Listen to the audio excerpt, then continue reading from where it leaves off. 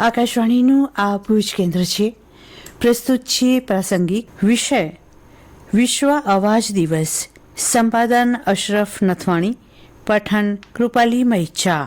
આપેલું વરદાન છે જેની કાળજી રાખવી એ આપણી જવાબદારી જ નહીં પણ એક આવશ્યકતા પણ છે. ઘણી વખત શારીરિક અને માનસિક બીમારી, ધૂમ્રપાન, માદક દ્રવ્યોના દુરુપયોગ અથવા અન્ય વિવિધ કારણોસર વ્યક્તિના અવાજને નુકસાન થઈ શકે છે. જ્યારે પરિસ્થિતિ ગંભીર હોય છે ત્યારે ઘણી વખત અવાજ ગુમાવવાનો પણ ભય રહે છે. વિશ્વ અવાજ દિવસ દર વર્ષે 16 એપ્રિલના રોજ ઉજવવામાં આવે છે, જેના ઉદ્દેશથી લોકોને સ્વાસ્થ્ય સંબંધિત અને જીવનશૈલી સંબંધિત પરિબળોને અસર કરે છે. વર્ષ 1999માં બ્રાઝિલ દેશમાં રાષ્ટ્રીય અવાજ દિવસની ઉજવણી શરૂ થઈ.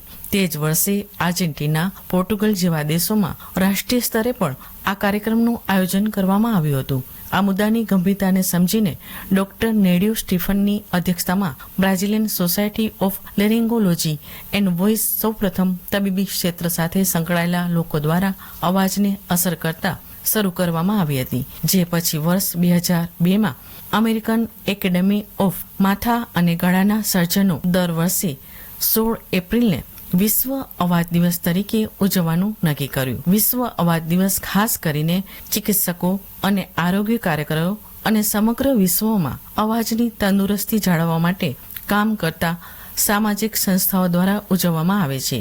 અવાજ ગુમાવવાના કારણોની વાત કરીએ તો આપણો અવાજ માત્ર શારીરિક અને માનસિક સ્વાસ્થ્ય સંબંધિત કારણોથી પ્રભાવિત નથી થતો, પરંતુ કેટલીક વખત કેટલીક ખોટી આદતો પણ આપણા અવાજને નુકસાન પહોંચાડે છે. અતિશય ધૂમ્રપાન અથવા દવાઓનો ઉપયોગ, મોટેથી બોલવું, જોરથી બૂમો પાડવાથી અવાજની દોરીમાં રક્તસ્રાવ થવાની સંભાવના છે. આવી સ્થિતિમાં વોકલ કોર્ડ પર વધુ દબાણ આવે છે અને અવાજને અસર થાય છે. જો સ્થિતિ બગડે તો ક્યારેક અવાજ ગુમાવવાનું જોખમ રહેલું છે. વોકલ કોર્ડ ટ્રોમાના કિસ્સામાં એરિટોનોઇડ ડિસલોકેશન થાય છે, એટલે કે વોકલ કોર્ડ અને વોકલ નર્વની આસપાસના કોષો પર ખરાબ અસર પડે છે. એડીમા એટલે કે ગળામાં સોજો આવી શકે છે. ઈજા થયા પછી પણ બગડે છે. ગળામાં ઈજા થવાના કારણે અવાજ પણ બદલાઈ શકે છે અને ગંભીર સ્થિતિમાં મોટા અકસ્માતનો ભોગ બને તો અવાજ કાયમ માટે જઈ શકે છે. જો ઈજા વધુ હોય અથવા બ્લડ પ્રેશર અચાનક વધી જાય તો અવાજ કોર્ડ લકવો, ગળામાં ચેપ, ટીબી, છાતીમાં ચેપ, ફૂગના ચેપનું જોખમ પણ રહેલું છે. જો અવાજની ગાંઠમાં ગાંઠ હોય તો પણ અવાજમાં ફરક હોય છે.